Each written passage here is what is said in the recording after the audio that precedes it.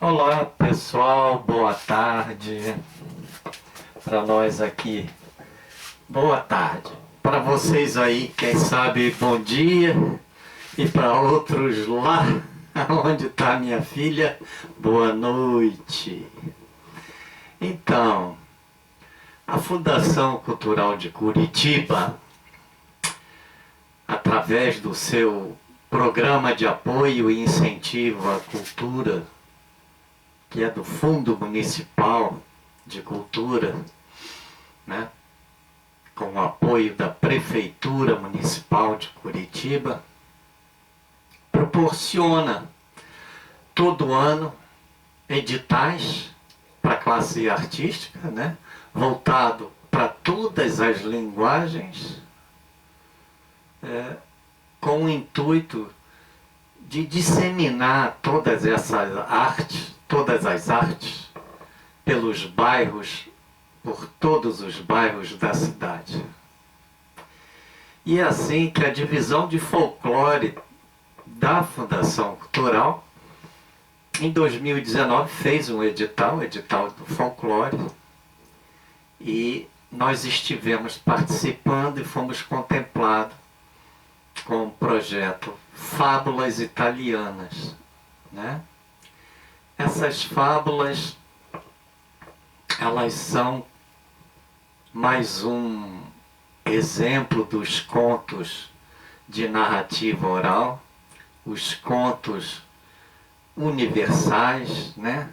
Os contos maravilhosos que são conhecidos no mundo inteiro, né? Por todas as crianças e por todos os adultos, onde todas as crianças e adultos também são autores dessas histórias que quem conta um conto aumenta um ponto. E dessa forma, esses contos de boca em boca vão atravessando séculos, vão atravessando até milênios. A gente recebe essas histórias e conta. Nós somos contadores de história. O Fábulas Italianas, esse projeto, é exatamente em cima do livro do Ítalo Calvino, né? Um italiano que fez, tal como os irmãos Grimm, né, um trabalho muito bacana no sentido de recolher os contos populares contados nas vendas, contados na beira do barranco, pescando, contados à roda de fogueira. Ele fez essa recolha, essas pequenas novelas populares, né, contadas de boca em boca, e transformou num livro maravilhoso que eu recomendo para todo mundo, para todo contador de histórias, principalmente em busca dos contos populares. Eu fiz uma passagem aí de câmeras por alguns nomes de livros que são muito importantes, né, para gente que conta histórias, para os interessados em se tornarem contadores de histórias, sobretudo, é um alimento fundamental, né? Psicanálise dos contos de fadas é uma bíblia, é algo que vocês precisam conhecer, precisam ponderar, precisam se alimentar, para daí, diante de um conto como Chapeuzinho Vermelho, João e Maria, entregarem a ele não só a técnica, mas também a sua entrega pessoal, a sua credibilidade nos contos de fadas, o quanto é importante, principalmente para os pequenos, né, esses contos maravilhosos. Eu fiz um trabalho de recolher também contos dos povos ciganos, dos povos africanos. Aliás, tem uma dica de dois livros aqui que tenho certeza vai ser muito bom para quem quer contar histórias para criança dos povos de África. Ifá, o adivinho, maravilhoso, e Xangô, o trovão. Esses dois livros têm contos maravilhosos para as crianças. E claro, tem as lendas indígenas, né? Esse aqui é uma dica muito boa também, que é um livro do Altimar Alencar Pimentel, Saruã, sobre as lendas de árvores e plantas. Maravilhoso também. E claro, a gente tem Pedro Malas Artes, a gente tem todos os contos de Perrault, enfim, quem mais? Andersen, que a gente deve beber nessa fonte para realmente se tornar um contador de histórias por completo. É muito comum, quando morre um griot, um contador de histórias na África, é muito comum se dizer que se perdeu toda uma biblioteca. Porque ele, contador de histórias, quando vai embora, leva muito tempo para surgir outro no lugar. E nesses povos, a cultura se desenvolve em torno da contação de histórias, né? As crianças aprendem o que é fundamental para a sua vida ouvindo histórias. Assim como os povos indígenas. E assim como entre os ciganos, né? Todos os povos que nós podemos chamar com certeza de excluídos, né, têm importância fundamental quando falamos dos contos de tradição oral. Nós precisamos conhecer esses contos, tão pouco difundidos, especialmente dos povos ciganos e dos povos africanos. Os indígenas brasileiros, a gente ainda na escola vê muito das lendas, se bem que é bem pouco diante do grande universo que existe. Existe um outro livro que é bacana, eu dar a dica, que é o livro Baús e Chaves, da Gilca Girardello. O Sesc, especialmente o Sesc de Santa Catarina, fez um trabalho fantástico na área de literatura. Eles criaram um projeto maravilhoso, chama-se Baú de Histórias, né, que viaja todo o estado, levando não só espetáculos de contação de histórias, mas oficinas, workshop, a conversação, palestras, tudo sobre as duas literaturas, a literatura oral e a literatura escrita. E o quanto isso é fundamental, né, para se incentivar, para surgirem novos leitores, para se tornarem pessoas muito melhores, realmente devoradores de livros, através da contação de histórias. Eu sou um contador de história dos contos tradicionais, dos contos populares. Volta e meia, algum autor me disse: Cauê, você precisa me contar uma história do meu livro. Eu falei: eu vou contar. Mas eu prefiro sempre as lendas indígenas, eu prefiro sempre os contos africanos, prefiro os contos de fadas. É a minha preferência. E como eu sou diferente, gosto desse estilo de contação, dessa opção de contação, eu também dissemino esse tipo de contação, né? Eu acho fundamental conhecer esse trabalho da Gilca Girardello. É uma edição do próprio Sesc. Vocês encontram, é fácil encontrar isso nos Sescs, nas bibliotecas do Sesc, principalmente, né? Vou ler um pedacinho aqui dele, da introdução. Ele diz assim: era uma vez um professor de uma escola pública na ilha de Santa Catarina, lá pelos anos de 50, 60. Nos finais de semana ele se embrenhava nos vilarejos, visitava os nativos, almoçava e principalmente ouvia conversas, com os olhos e ouvidos bem abertos. Quando ele morreu, deixou um armário cheio de contos, crônicas, desenhos, inspirados por tudo o que descobriu nas andanças. Ele dizia que naqueles domingos de tarde se falava de roça, de pescaria, de moças fugidas, de festas e, claro, o que mais se fazia era contar histórias.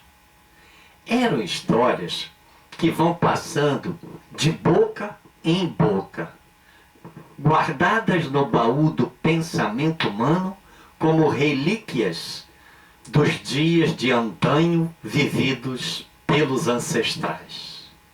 Mas essas histórias não são sobras mortas do passado, avisava o professor, que no cartório tinha o nome de Franklin Cascais, mas que era chamado de seu Francolino pelos amigos das vilas. As histórias são o mundo e o céu mítico que tantos homens pensam em vivê-lo realmente pelo pensamento humano, que o desejam, que o querem, e assim ele escreveu. Aí está o primeiro baú, o próprio pensamento, que guarda histórias e de vez em quando as tira para tomar sol, nos fazendo balançar com elas, penduradas no fio ao vento. Um outro baú inventado por dois irmãos que tinham em comum com o mestre Cascais o amor pelas histórias do povo e da ânsia por registrá-las. Eu estou falando de Jacó e Guilherme, os dois irmãos Grimm. Pioneiros da pesquisa folclórica, os dois passavam amorosamente para o papel os contos que ouviam em sua cidadezinha alemã na virada entre os séculos XVIII e XIX. No livro que escreveram, entre contos como Cinderela, Bela Adormecida, João e Maria, Chapeuzinho Vermelho, há uma pequena história que fala de um baú. Num dia muito frio de inverno, quando a neve estava alta no chão, um menino pobre, mandado à floresta para juntar lenha, que deveria colocar num pequeno trenó e levar para casa. Quando o trenó ficou cheio, o menino estava com tanto frio que resolveu fazer uma fogueirinha para se aquecer antes de pegar o caminho de volta para casa. Então ele raspou a neve no chão e encontrou uma chavezinha de ouro. Ah, disse para si mesmo, onde há chave, há fechadura. E seguiu cavando a neve até que encontrou um baú de ferro enorme. Ah, agora, se a chave couber na fechadura, com certeza vou encontrar todo tipo de coisas preciosas dentro desse baú. Por um longo tempo, o menino procurou e procurou, até que enfim descobriu a fechadura. Tão pequena que mal se conseguia vê-la. Ele experimentou a chave e viu que ela servia perfeitamente. Girou-a devagar, devagar, bem devagar.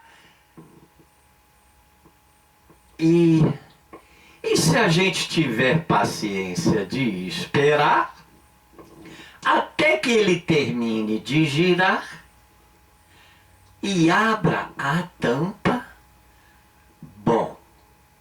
bem, aí a gente vai descobrir o que há dentro do baú.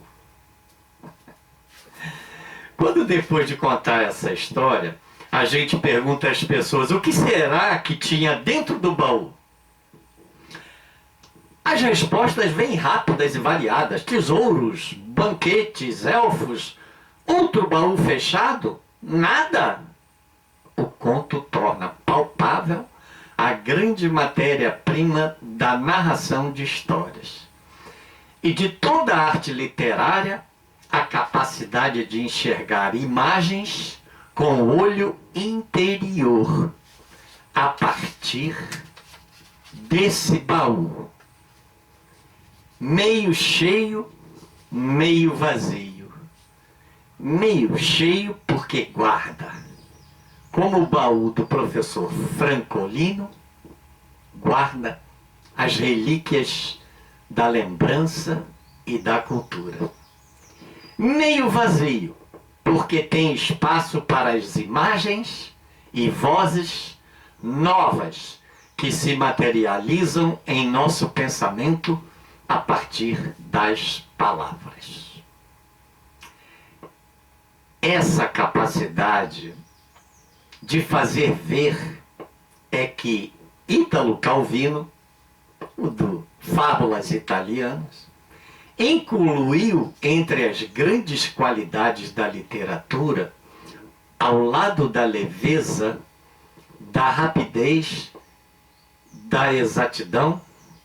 Todas elas são fundamentais também para a narração oral, claro. Mas quero destacar aqui uma outra das qualidades citadas pelo Ítalo Calvino: a multiplicidade.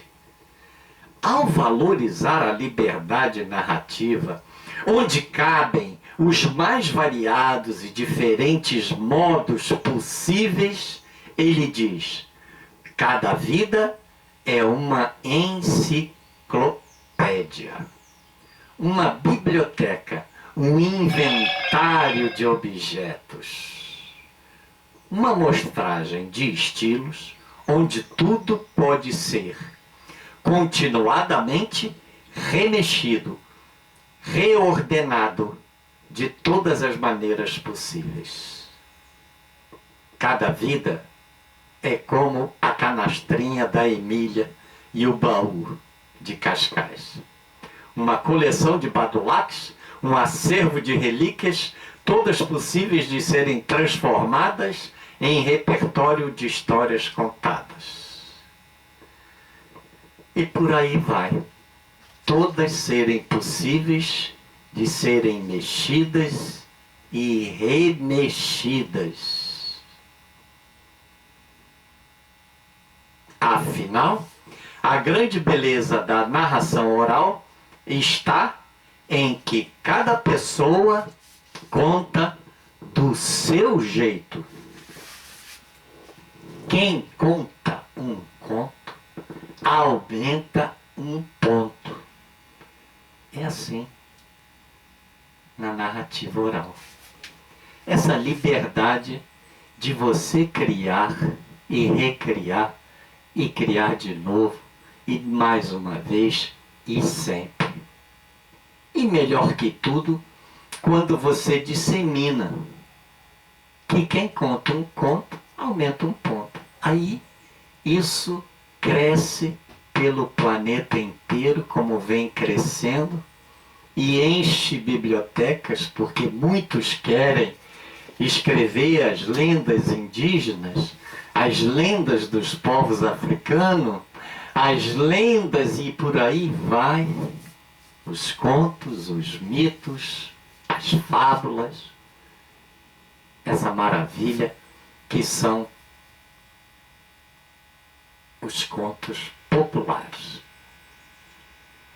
No nosso bate-papo, no nosso workshop, eu gostaria de sugerir caminhos, opções, maneiras, mas realmente cada um, como é dito aqui, vai fazer ao seu estilo, ao seu modo, do melhor modo, da forma que mais lhe agradar. É muito legal quando a gente conta uma história para as crianças e valoriza o ambiente que elas acontecem e valoriza o seu conteúdo especialmente. Se não, vejamos, uma história muito conhecida como a de João e Maria, né? João e Maria. Ela tem ensinamentos tão importantes para as crianças, tem conteúdo tão importante que nós, contadores de histórias, ao contá-las, devemos dedicar estudo, pesquisa, muita atenção. João e Maria talvez tenha nascido, né, em momentos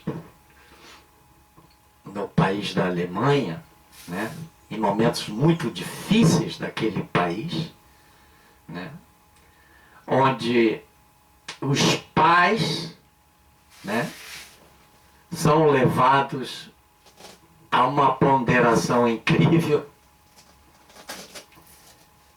de discutirem entre si qual seria a melhor solução diante da crise que ele, como lenhador, que era uma profissão, né, cortar lenhas, levar as lenhas para vender nas feiras, mas diante de tal crise já não se conseguia mais viver ao mesmo modo, ponderam entre si o que vão fazer com Maria e com João. Largá-los na floresta? Não, diz a mãe. Mas diz o pai. Então o que fazemos? Essa reflexão é importante, né? Sobre o conteúdo da história.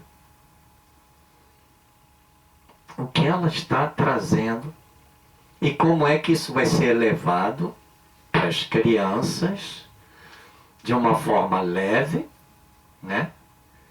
De uma forma encantadora, de modo que essa reflexão vá chegando a elas ao seu crescimento.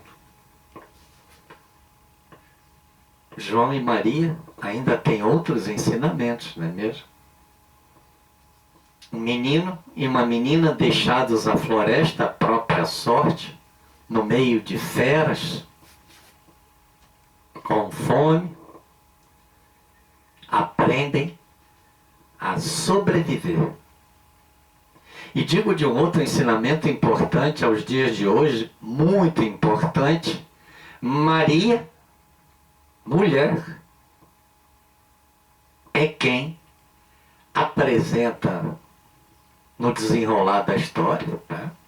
Vejam que João é sempre o menino mais esperto, é aquele que sabe, tem as boas ideias, né?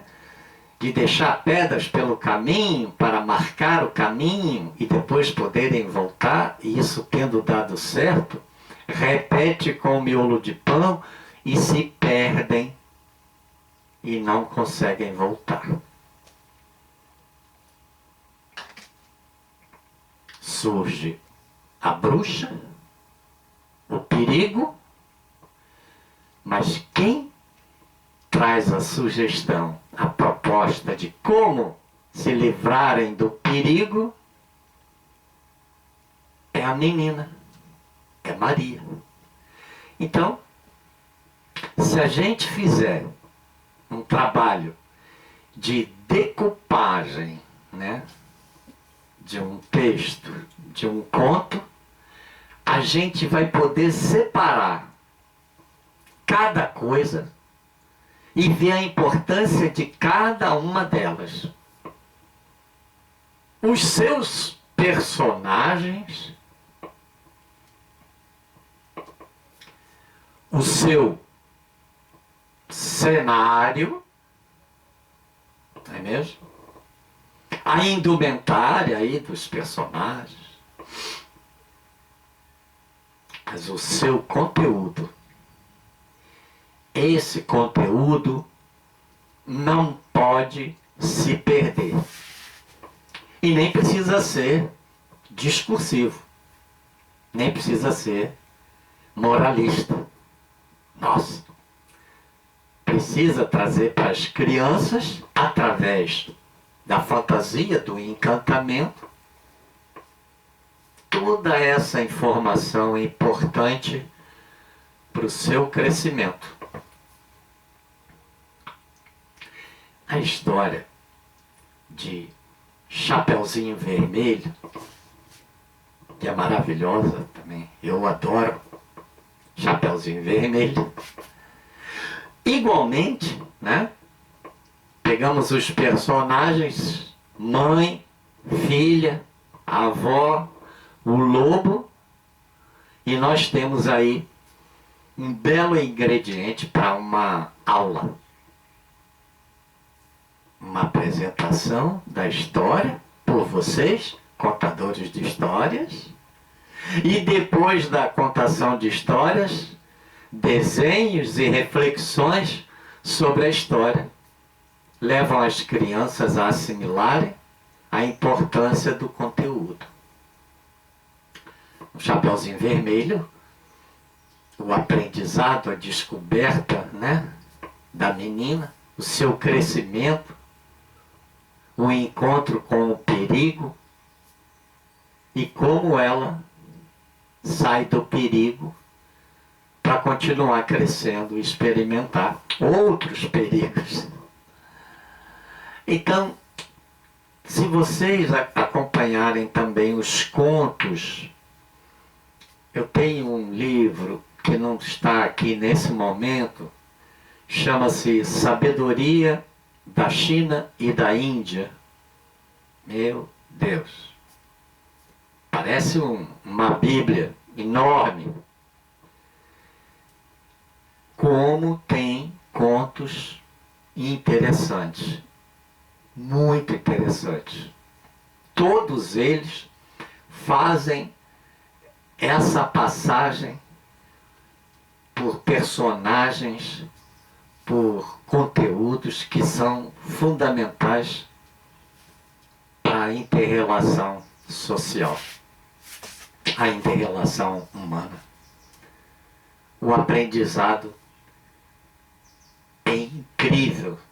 E são histórias que são contadas na beira da estrada, na beira do rio, sentados à sombra ou à fogueira à noite, tomando vinho, comendo pinhão na chapa. Essas histórias, os causos, as lendas e tudo mais, levam o conhecimento da vida humana que atravessa séculos e séculos e milênios. É o folclore, é o saber popular, que é maravilhoso. Eu gostaria de propor um trabalho que é muito bacana, sempre que presencialmente for possível, né? Tomara que logo, porque eu ainda hoje não confio que estejamos prontos para tirar as máscaras e enchermos uma sala e fazermos a oficina presencialmente, ou mesmo encher um teatro com crianças, eu ainda não estou fazendo isso. Realmente acho que não é momento ainda. Né? Você, para colocar pessoas no teatro com 5 metros de distância uma da outra, é um cenário muito parecido com esse que a gente está vivendo, de não ter o público à frente. Porque o público que está lá está apreensivo de alguma forma e não está descontraído para curtir um espetáculo, enfim, saborear. Então, eu acho que eu posso propor esse exercício, gostaria muito que executassem e que fizéssemos um feedback, tá? Da forma que é possível. Eu acho que eu vou deixar o meu WhatsApp, meu telefone, e vocês no WhatsApp vão me mandar um filmezinho do exercício que eu vou propor. Eu gostaria que vocês escolhessem um conto popular, que pode ser um desses contos de assombração, mas podem ser esses contos universais, conhecidos como os Chapeuzinho Vermelho, Cinderela, Branca de Neve, ou mesmo Curupira, Saci Pererê, enfim, lendas indígenas. Gostaria que vocês fizessem uma opção de um dos contos populares, tá? Contos populares, os contos tradicionais, os contos de narrativa oral, tá? E vocês vão colocar gravando e vão gravar uma contação de histórias de vocês para eu assistir e eu poder dar uma opinião. E quem sabe nos ajudamos um pouco. A gente troca informações e tentamos, quem sabe, repetir mais uma vez para corrigir. E mais uma vez a gente pode, via essa tecnologia virtual, a tecnologia do WhatsApp, a gente se ajudar e levar essa ideia adiante, a ideia dos contos de narrativa oral.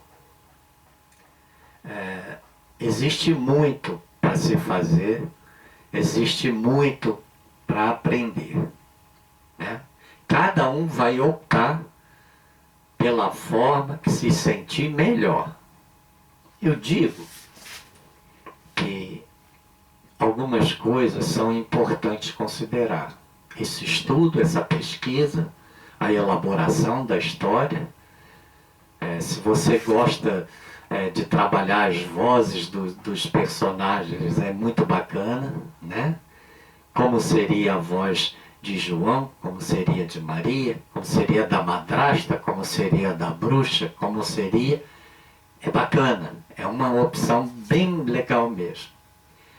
Tem também uma coisa bacana de se pensar em você como contador de histórias. Qual é a figura que lhe agrada? Né? É um chapéu estiloso, uma capa colorida, é uma saia de chitão, uma maquiagem bem alegre? Qual é o seu estilo? Qual é a forma que você se sente melhor para contar histórias? Eu trabalho com crianças, o meu trabalho é voltado para crianças. Mas essa mesma análise, essa mesma ideia, essa mesma tese é para adulto e para criança. Né? Nesse trabalho com as crianças, é muito comum entre contadores de histórias, né? Cada um ter o seu estilo. Eu tenho colegas que põem um banquinho no palco uma luz sobre ele e ele conta a história. Né? Faz vozes ou não, cada um ao seu estilo. Eu gosto muito de usar o elemento animado. Eu gosto de usar bonecas de pano, eu amo. Minha mãe fazia, essas bonecas foram minha mãe que fez. Ela já não está mais aqui com a gente. Foi ela que me ensinou a fazer fantoches, as bonecas de pano que eu tanto amo, que eu guardo, foi ela que fez, né? Eu sempre gostei muito de utilizar o objeto animado. Eventualmente é o boneco, é o títere, né? Às vezes são bonecas de pano e às vezes são bonecos. Esse aqui é um mamulengo autêntico. Esse aqui veio de Glória de Goitá, feito por uma mulengueira. E ele tem articulação de boca, ele mexe o olho também. E ele é bem ao estilo nordestino. Você tá falando de mim, tá? Então, eu posso optar como vou contar a história.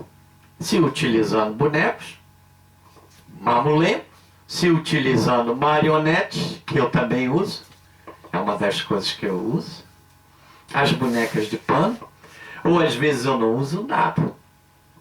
Eu só fico todo vestido de preto, que eu gosto, uma luz bacaninha, um ambiente neutro, as crianças acomodadas em um espaço mais intimista possível.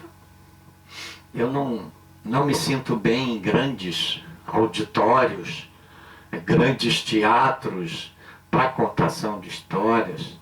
Eu acho que a gente tem que criar um ambiente aconchegante, um ambiente neutro, onde se possa valorizar o que você está fazendo, a sua contação, ou se usando bonecos, o quanto mais neutro estiver em volta, né? Melhor, porque os bonecos aparecem melhor. Então, penso que no trabalho do contador de histórias, todas essas ponderações são importantes. Uma vez, circulando pela cidade, contando histórias, cheguei num espaço que era uma escola, e a pessoa responsável disse: olha, Cauê, você vai contar a história aqui, olha. Era um refeitório. Era momento de recreio. Veja, um refeitório, no momento de recreio, e você vai contar histórias ali. É possível isso? Eu não consigo. Tanto que eu disse: olha, vou fazer o seguinte, vamos deixar as crianças lancharem, fazerem a refeição, e depois eu estou vendo ali, tem uma árvore maravilhosa, era um dia super ensolarado, eu não sei se era Blumenau que eu estava, Jaraguá, acho que era Jaraguá, a região do interior de Santa Catarina. Aí eu disse: olha, aquela árvore é um lugar muito bom.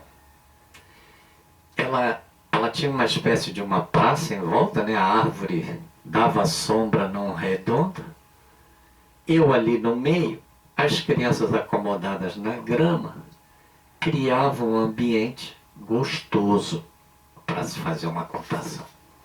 Ah, não, mas então tem uma sala que eu acho que vai ficar melhor. Aí eu fui ver a sala. Uma sala toda envidraçada, com luz estourando para todo lado. Eu falei: não, tudo bem, se você prefere que eu conte aqui, ok. Eu vou preparar a sala então. Vamos fazer depois do recreio. Eu só preciso de uns panos pretos ou material para escurecer as janelas. Escurecemos as janelas. Eu trabalhei uma lâmpada. Um ambiente todo neutro. As crianças entraram, sentaram e centraram na contação de histórias. E você pode 1, 2, 3. Era uma vez. Aí você tem o momento de começar a história. Esse momento, esse ambiente é importante. Tem gente que consegue contar no refeitório com a gritaria que precisa acontecer no momento de descontração, de recreio, e corre, e pula, e berra e tal. Mas eu não consigo e não proponho isso ao contador de histórias, de forma nenhuma. Eu acho que ele deve escolher o seu ambiente de contação como um ambiente que cria uma atmosfera para a contação de histórias. Tá bom?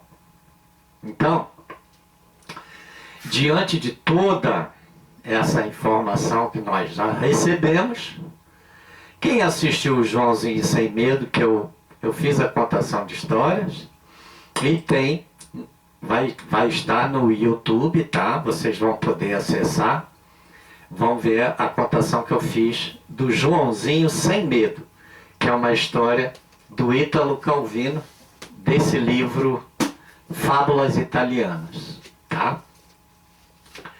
Qual é o exercício que eu vou propor? Já falei, né? Vocês vão optar por uma história, um conto popular. Vocês vão fazer a gravação e vão me mandar. Lembra que se você é músico, você pode acrescentar muito a sua contação. Se você não é músico, mas tem uma amiga ou um amigo que é músico e gostaria de estar junto nessa, é muito bacana. Então, a música e o contador de histórias, né? As duas coisas têm tudo a ver e fica muito bom. Mas se você não tem nenhum amigo ou amiga que é músico, mas você tem uma ideia de sonorizar a sua contação, ótimo. Que música, que som seria bacana para a floresta de Joãozinho e Maria, ou Chapeuzinho Vermelho, ou Cinderela, ou Bela Adormecida? Vocês acrescentem isso. Eu gostaria muito que todos fizessem isso.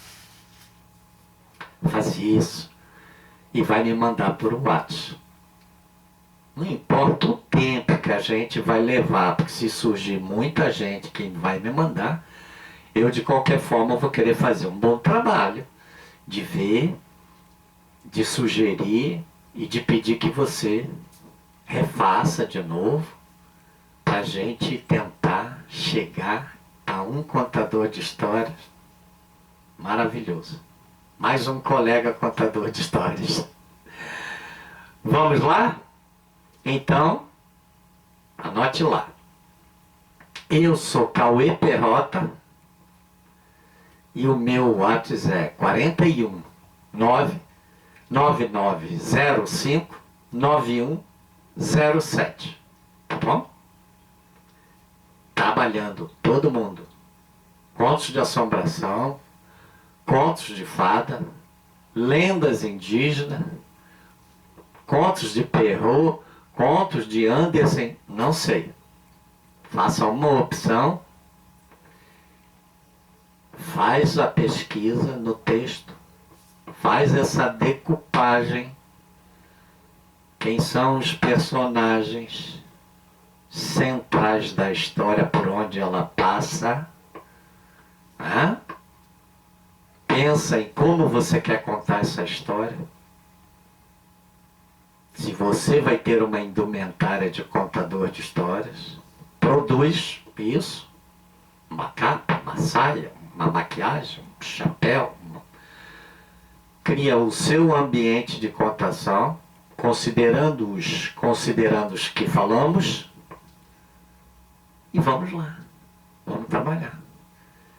Tem muita gente por aí esperando uma bela contação de histórias. E tenho certeza que dentre nós vai surgir um bom contador de histórias. É ou não é? Todos? É! Olha, classe, se vocês gostaram da nossa aula, vocês dão um like lá aí, tá? E nós vamos produzir outras aulas, outros bate-papos, quem sabe uma mesa redonda, uma live, etc, etc e tal. E melhor ainda, um encontro presencial. É ou não é? Todos? Sim! Lembrando que quem conta um conto aumenta um ponto. Um beijo, um pedaço de queijo e tchau. Eu tô indo. Mas eu volto. A gente vai voltar a se ver. Tchau.